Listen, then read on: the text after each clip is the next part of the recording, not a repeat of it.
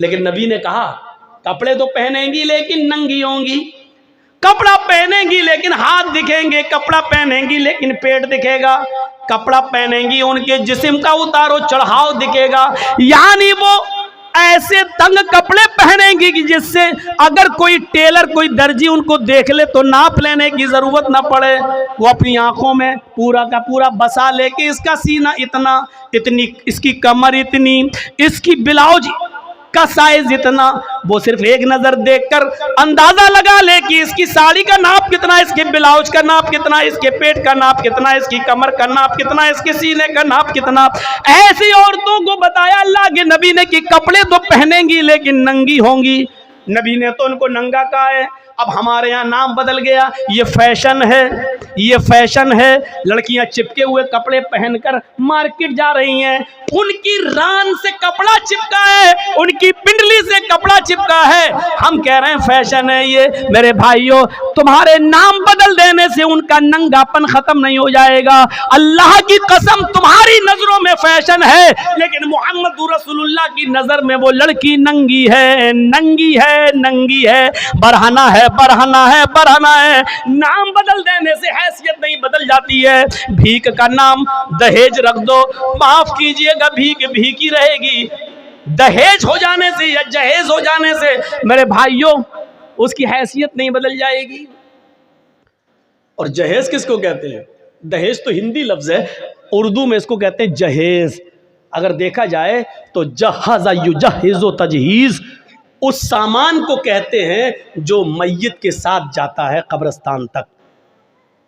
کہتے ہیں تجہیز و تکفین ہو گئی اس کی، عربی میں بولا جاتا ہے اردو میں کہ اس کی تجہیز، ایک فلاں آدمی مر گیا، انتقال ہو گیا ہے، اس کی تجہیز، اس کی تکفین 2 بجے ہوگی۔ اس کا مطلب کیا ہے؟ تجہیز سے بنا ہے جہیز، مرنے والے کے ساتھ جو سامان جاتا ہے، کفن افن وغیرہ، چارپائی وغیرہ، اس کو کہا جاتا ہے جہیز۔ آج وہ جہیز شادی کے بعد ہمیں ملتا ہے۔ ذرا اندازہ لگائیے گا کہ کتنا برا لفظ ہے جو مرنے کے بعد میت کے ساتھ جاتا ہے، وہ ہم شادی کے موقع پہ لیتے ہیں جہیز کے نام پر۔ اتنا سننے کے باوجود بھی وہ پاگل ہی ہوگا جو کل شادی کرے اور پھر جہیز لے لے۔ یہ سننے کے بعد بھی اب غور کریں، آپ شادی ہمارے یہاں کیسی ہو رہی ہے؟ پہلے باراتی پہنچ گئے، اب چلو چور اور ڈکیت کہہ دیا کافی ہے، اب باراتی کہہ دے رہا ہوں، بار بار برا نہ لگے۔ پہنچ گئے، ہو گیا سب۔ لیکن اللہ کے رسول کے زمانے میں شادی کیسی ہوتی تھی؟ وہ سارے واقعات آپ کے سامنے ہیں، سنے ہوں گے۔ ایک عورت اللہ کے نبی کے پاس آئی اور کہنے لگی کہ اللہ کے رسول، میں آپ سے شادی کرنا چاہتی ہوں، انی احب لک، میں اپنے آپ کو ہبہ کر رہی ہوں۔ تو اللہ کے نبی صلی اللہ علیہ وسلم نے کیا فرمایا؟ اب مجھے ضرورت نہیں ہے۔ وہاں ایک صحابی بیٹھے ہوئے تھے، فوراً کہنے لگے اللہ کے رسول اگر آپ کو ضرورت نہیں ہے تو میرے ساتھ کروا دیجیے اس کی شادی۔ کوئی بری بات نہیں کہی انہوں نے، میرے ساتھ کروا دیجیے۔ اللہ کے نبی نے کہا تم کرو گے؟ کہا ہاں مجھے ضرورت ہے بیوی کی۔ اس عورت سے پوچھا کہ تم اس کے ساتھ کرو گی؟ اس نے کہا آپ کے لیے آئی تھی، اگر آپ نہیں کر سکتے تو اس کے ساتھ کر دیجیے، مجھے تو گھر بسانا ہے۔ تو اللہ کے رسول نے اس آدمی سے، اس صحابی سے پوچھا کیا دو گے اس کو مہر میں؟ یہ نہیں پوچھا لڑکی سے تیرا باپ ہے، تیرا بھائی ہے، کیا دے گا اس صحابی کو؟ یہ نہیں پوچھا، بلکہ کیا پوچھا اس صحابی سے؟ کیا دو گے اس کو مہر میں؟ کہتا مہر میں کیا دو گے؟ کچھ نہیں ہے میرے پاس۔ بخاری کی حدیث کے الفاظ ہے ما عندی شیئن، میرے پاس کچھ نہیں ہے، کچھ نہیں ہے اور شادی کا سپنا۔ آئے ہے اسلام، دیکھیے اسلام، کچھ نہیں ہے اور شادی کا سپنا، کچھ نہیں ہے اور شادی کرنا چاہتا ہے۔ اللہ کے نبی نے فرمایا نہ نہ نہ، ایسا مت کہو کچھ نہیں ہے، گھر جاؤ شاید کچھ سامان مل جائے، لے کر آؤ، وہی اس کو مہر دے دیں گے۔ ہاں ہاں ٹھیک ہے میں جا رہا ہوں۔ گھر گیا، اپنی ماں سے، باپ سے، بھائی سے، بہن سے، سب سے پوچھ ڈالا کچھ ہے؟ پتہ چلا کچھ نہیں ہے۔ آیا کہ اللہ کے رسول گھر میں کوئی چیز نہیں ملی۔ آپ نے کہا دیکھو تم شادی کرنے جا رہے ہو، بیوی کو کچھ تو مہر دینا پڑے گا نا۔ پتہ چلا مہر نقد ہونا چاہیے، کچھ تو ملے گا۔ کہنے لگے کچھ نہیں ملا۔ اللہ کے نبی نے کہا دوبارہ جاؤ۔ کہا جب کچھ ہے ہی نہیں تو پھر دوبارہ جا کے کیا 50 بار بھی جاؤں گا تو کچھ نہیں ملے گا؟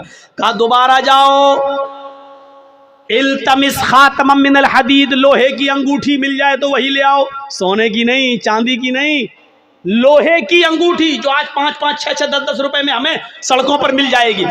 अगर लोहे की अंगूठी ही मिल जाए तो वही ले आओ, वही दे दो अपनी बीवी को, होने वाली बीवी को। वो कहता लोहे की अंगूठी, चलो जाता हूँ पूछता हूँ, मामूली चीजें होगी घर में रखी होगी। वो दोबारा घर गया, वो सहाबी थोड़ी देर के बाद घर से वापस आते और कहते मा वजद तो खातमम मिनल हदीद, अय अल्लाह के रसूल घर में बहुत कुछ ढूंढा, बहुत तलाश किया, लेकिन मुझे लोहे की अंगूठी भी नहीं मिली। मायूस हो गए। अल्लाह के रसूल भी बैठे कि इसके पास लोहे की अंगूठी भी नहीं है, अब ये कैसे क्या होगा। अब वो जाने लगा। अल्लाह के नबी ने कहा कहाँ जा रहे हो? क्या करूंगा बैठ के, जब निकाह ही नहीं हो सकता है, लोहे की अंगूठी भी नहीं है, कुछ नहीं है घर में, जा रहा हूँ खेती बाड़ी करूंगा, कुछ मेहनत करूंगा, मजदूरी करूंगा, माँ बूढ़ी है उसकी जिम्मेदारी है मेरे ऊपर, बाप बूढ़े हैं उनको खिलाता हूँ पिलाता हूँ, जा रहा हूँ काम धंधा करूंगा कुछ। अल्लाह के नबी ने कहा इधर आओ, बैठाया अपने पास, पूछा तुम्हारे पास कुछ नहीं है? कहा कह तो दिया नहीं है। लोहे की अंगूठी भी नहीं है? कहा नहीं। कहा अच्छा सोचो, एक बार और सोचो, कुछ है? दिमाग दाओ। कहा हाँ है। कहा क्या है?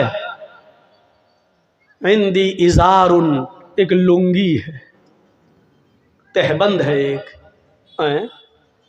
तहबंद है, लाओ लाओ लाओ लाओ, इसको दे दो, चलो वही दे दो। क्या कहता है मालूम है? वही दे दो। जब वो दे दूंगा तो मैं क्या पहनूंगा? जब सोता हूं तो वही तो पहनता हूं घर पे, जब इसको दे दूंगा तो मेरे पास क्या रहेगा? तो अल्लाह के नबी ने कहा फिर क्यों कह रहे हो कि कुछ है? कहा आपने पूछा तो मैंने कह दिया वही है, उसको मैं पहन के सोता हूं, तो फिर उसको वो भी नहीं दे सकते हो? तो उसने कहा पूरा नहीं दे सकता हूं, 2 टुकड़े कर देता हूं, आधा दे दूंगा इसको। अब अल्लाह के रसूल की मुस्कुराहट निकल गई, हंसी आ गई। आधा दोगे बेचारी, आधा का क्या करेगी वो? आधा किस काम का? और जब फाड़ दोगे तो आधा तुम क्या करोगे? तुम्हारे किस काम का? किसी काम का हो या ना हो, कम से कम खेत में बिछा तो लेंगे, बैठ तो जाएंगे। बांधने के लायक नहीं रहेगा तो क्या हुआ, कम से कम जमीन पर बिछा के बैठ तो सकते हैं। पूरा नहीं दे सकता हूं मैं, दूंगा तो आधा। अल्लाह के नबी ने कहा आधा ना उसके कोई काम का, ना आधा तेरे कोई काम का। नहीं नहीं, ये तो नहीं लूंगा।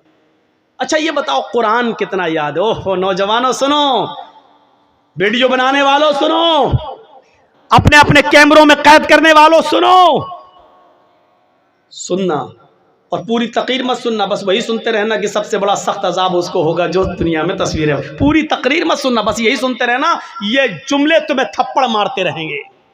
जब तक दूसरे साल हमें बुला नहीं लो तब तक वही हदीस तुम्हें थप्पड़ मारती रहेगी कि हम क्या क्या करते हो, कितने बड़े बड़े गुनाह करते हैं। सुनो,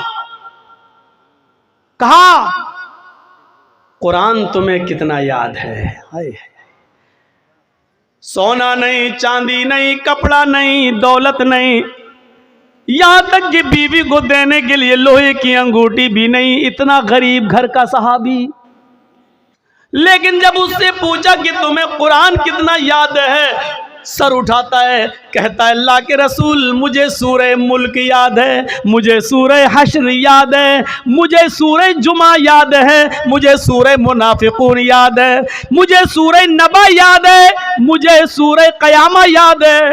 अल्लाह के नबी ने फरमाया क्या तुम्हें इतनी सूरतें याद हैं? कहा हाँ।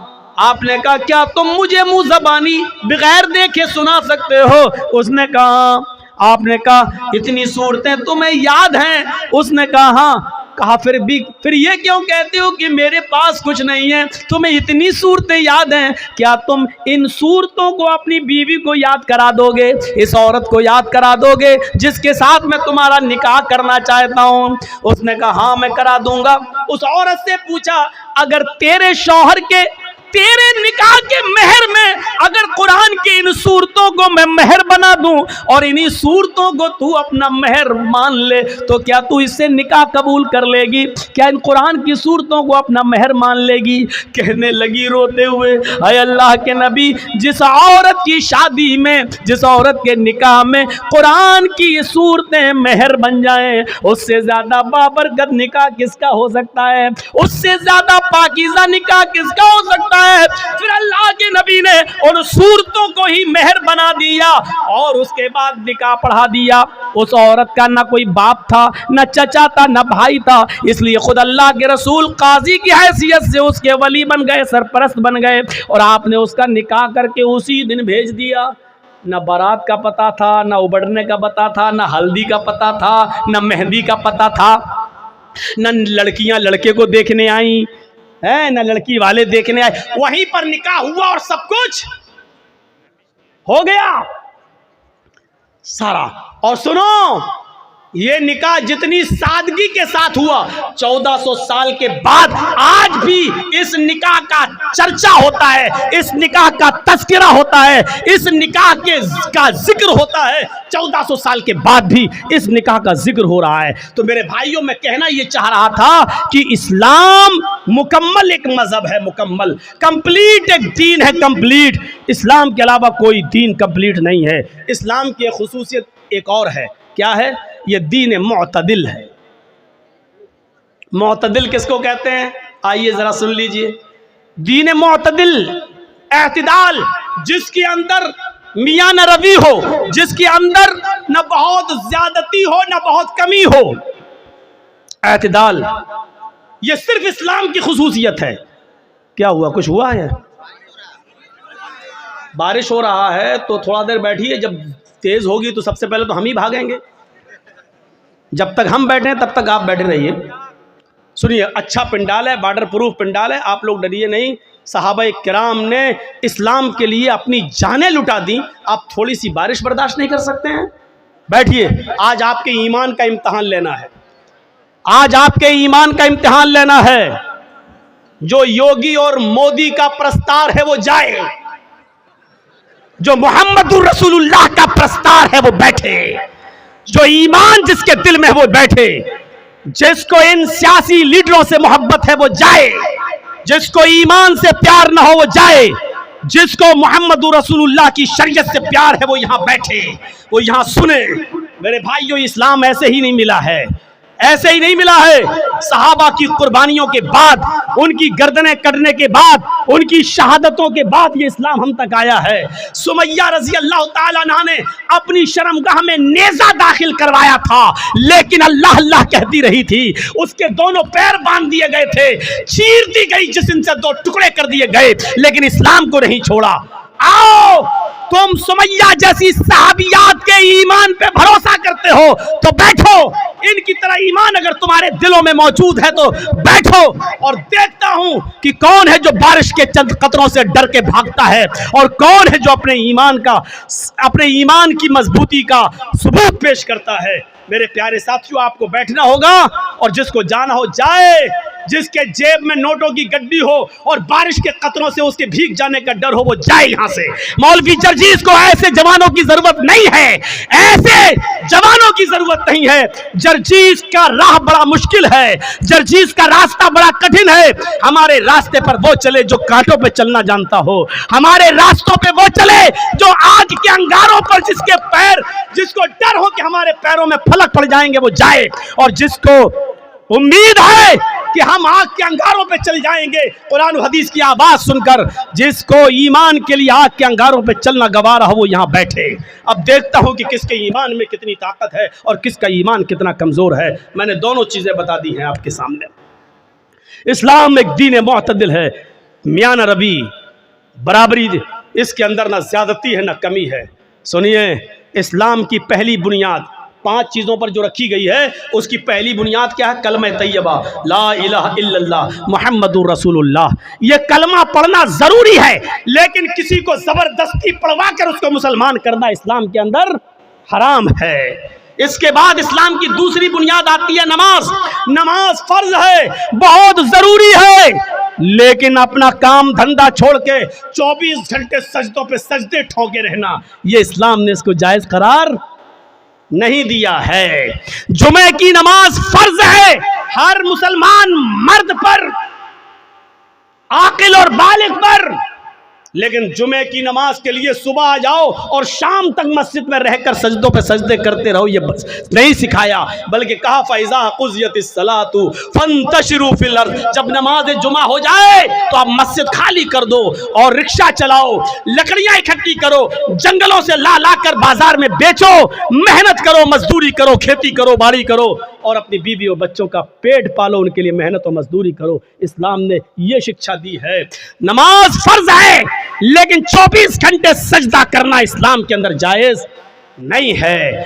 زکوٰۃ غریبوں کی بہت بڑی ہمدردی ہے، آپ کے پاس ایک لمٹ ہے، ہندو دھرم میں بھی زکوٰۃ ہے لیکن لمٹ نہیں ہے، یہ اسلام لمٹ متعین کرتا ہے، کتنا سونا ہونا چاہیے تب کتنی زکوٰۃ ہوگی، چاندی کتنی ہونی چاہیے تب اس پر زکوٰۃ ہوگی، سونا اور چاندی نہیں ہے لیکن پیسہ ہے، کتنا پیسہ ہوگی اس پہ زکوٰۃ ہوگی، آپ کے پاس مچھلیاں کی تالاب ہے تو کتنی مچھلیاں ہونی چاہیے جس پر آپ کے پاس زکوٰۃ ہوگی، آپ کے پاس بکریاں کتنی ہیں کہ جس پر کیا آپ کے اوپر زکوٰۃ فرض ہے، آپ کھیتی باڑی کرتے ہیں کتنا دھان ہونا چاہیے کہ آپ کے اوپر زکوٰۃ ہے، کتنا گیہوں ہونا چاہیے کہ اس پر آپ زکوٰۃ دیں گے، بارش کے پانی سے کھیتی پیدا ہوئی ہے تو اس پر کتنی زکوٰۃ ہے، بارش نہیں ہوئی ہے آپ نے پیسہ دے دے کر پانی خرید کر کھیتوں میں دیا ہے تو اس کے پانی سے جو پیداوار ہوئی اس پر کتنی زکوٰۃ ہے۔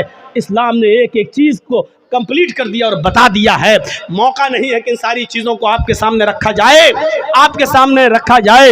آپ اپنے جس مکان میں رہتے ہیں اس پہ زکوٰۃ ہے یا نہیں، ایک مکان کے علاوہ 2-3 پلاٹ آپ نے اور خرید رکھے ہیں اس پر زکوٰۃ ہے یا نہیں، اگر وہ مکان پلاٹ آپ کے ہیں تو اس پر زکوٰۃ ہے یا نہیں، اگر اس کو بیچنے کے لیے رکھے ہیں آپ اس کو بیچیں گے، بزنس کر رہے ہیں اس کو بیچ کر پھر دوسرا خریدیں گے تو بیچنے کی نیت سے جو آپ نے زمین اور پلاٹ خریدے ہیں تو اس پر زکوٰۃ ہے یا نہیں، ہے تو کتنی ہے، آپ کپڑے کا کاروبار کرتے ہیں اس پہ زکوٰۃ ہے یا نہیں، جس دکان میں بیٹھتے ہیں اس پہ زکوٰۃ ہے یا نہیں، دکان پہ جو مال رکھا ہے اس پہ زکوٰۃ ہے یا نہیں، یہ تمام چیزیں اسلام نے بتا دی ہیں۔ اس لیے کہتے ہیں کہ اسلام ایک مکمل مذہب ہے جو کسی دوسرے دھرم کے اندر آپ کو نہیں ملے گا۔ اتنا لکھا غریبوں کو دو، کتنا دو، کچھ نہیں، کروڑوں والا 1 روپے دے کے بھی نکل جا، ہو گیا، لیکن اسلام میں اگر 1 لاکھ روپیہ تمہارے پاس ہے تو 2500 دینا پڑے گا، 2500، اگر 2400 دو گے اور 100 روک لیا تب بھی آپ گناہگار ہیں، یاد رکھیے گا۔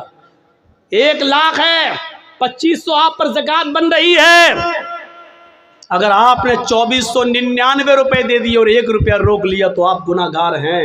اسلامی حکومت ہوگی تو آپ سے جنگ کی جائے گی، آپ سے قتال کیا جائے گا، آپ سے لڑا جائے گا، اگر آپ 1 روپیہ دینے سے منع کریں گے تو آپ کے خلاف جہاد کیا جائے گا۔ میرے بھائیوں سوچو، یہ اسلامی رولز ہیں، یہ بڑے بیٹھے بڑے بڑے چودھری اور سرمایہ دار، بڑی بڑی بلڈنگوں کے مالک آج جن کے پاس کروڑوں کی ملکیتیں ہیں، حساب لو تم زکوٰۃ دیتے ہو یا نہیں دیتے ہو اپنے مال کی پوری پوری۔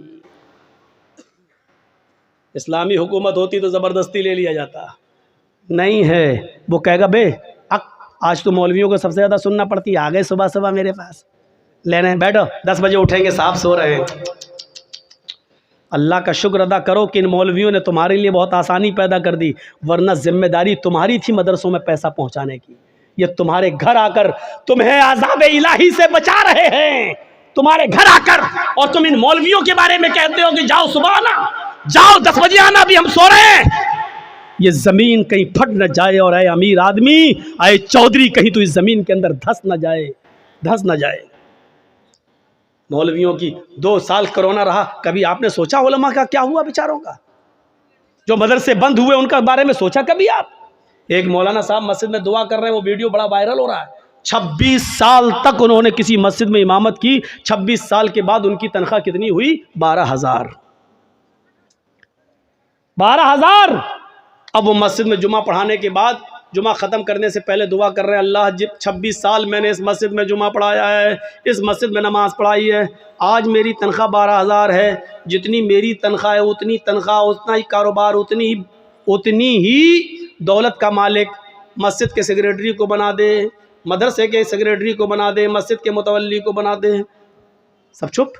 اس نے کہا آمین بولو، آمین بولو، کوئی آمین ہی نہیں بول رہا۔ کہا کیوں، کیا ہوا؟ تمہیں یہ دعا بری لگ رہی ہے تو کم سے کم مولویوں کے بارے میں بھی تو سوچو، 12 سال سے اس کی تنخواہ 3,000 4,000 سے آیا، 12 سال 26 سال میں اس کی تنخواہ 12,000۔ یہ قوم کا حال ہے، جو اپنے ایمان کی قدر نہ کر سکے، جو اپنے ایمان کی تنخواہ نہ بڑھا سکے، جو اپنے ایمان کو کھاتا اور پیتا ہوا نہ دے سکے، وہ اسلام کے لیے کیا قربانی دے گا؟ کون کرے گا ان کی دیکھ ریکھ؟ میں نے کہا نا 4 لاکھ مدرسے، 50 لاکھ علماء، نتیجہ 2% مسلمان۔ نماز فرض ہے، دن بھر مصلی بچھا کر نماز پڑھنے کی اجازت نہیں۔ زکوٰۃ فرض ہے، لیکن اسلام نے یہ بھی نہیں کہا کہ تمہارے پاس جو کچھ سب غریبوں میں دے دو اور خود فقیر بن جاؤ، یہ بھی جائز نہیں ہے۔ دیکھ رہے ہیں آپ، اور جو ایسا کرتا ہے وہ بیوقوف اور پاگل ہے۔ اسلام نے جتنا بتایا اتنا دو، اس کے بعد جو اور دے سکتے ہو وہ تمہارا صدقہ و خیرات ہوگا۔ زکوٰۃ جتنی بنتی ہے اتنی تو دو کم سے کم، لیکن پورا کا پورا سب کچھ لٹا دینا اور اپنے آپ کو کنگال کر دینا، اسلام نے یہ نہیں سکھایا۔ آخری چیز ہے اسلام کی حج، بہت بڑی نعمت ہے، حج فرض ہے۔ اگر آپ کے پاس اس وقت حج کی استطاعت ہو گئی ہے، لیکن 2 سال کے بعد آپ کی بیٹی کی شادی ہے اور آپ حج کا فارم نہیں بھر رہے تو آپ گناہ گار ہیں، یہ سوچ کر پہلے بیٹی کی شادی کر دیں، اس کے بعد ہم حج کرنے جائیں گے۔ نہیں، آپ کے پاس حج کا پیسہ ہو گیا، حج کی استطاعت ہو گئی، آپ کو جانا پڑے گا۔ اس سال فارم بھریے، قسمت میں ہوگا تو آپ کی منظوری آ جائے گی، نہیں ہوگا تو پھر دیکھیے بعد میں دیکھا جائے گا۔ لیکن بیٹی کی شادی کے انتظار میں آپ رک رہے تو غلط کر رہے ہیں، کیونکہ بیٹی کی شادی میں خرچ کرنے کی اجازت اسلام نے نہیں دی ہے، لیکن حج کو فرض کیا ہے اور حج کی فرضیت اسلام کے اندر موجود ہے۔ اور اگر کوئی